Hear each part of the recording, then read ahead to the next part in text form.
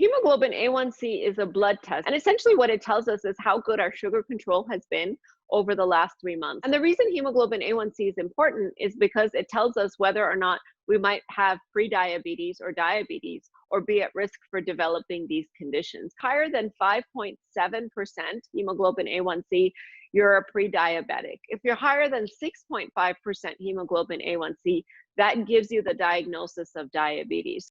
There's no compelling scientific data that being a diabetic or pre-diabetic actually increases your risk of catching the infection. But if you were to catch the infection, your risk of progressing to severe complications is very high. Many of the patients hospitalized with COVID-19 or passing away from COVID-19 are those with diabetes.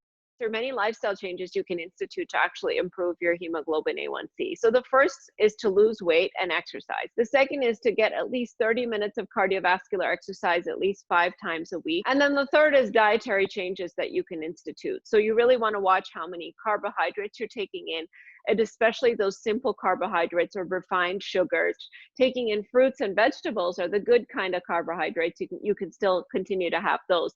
Diabetes or prediabetes can often be asymptomatic, so you can have problems brewing inside with sugar control for many, many years before you manifest with symptoms.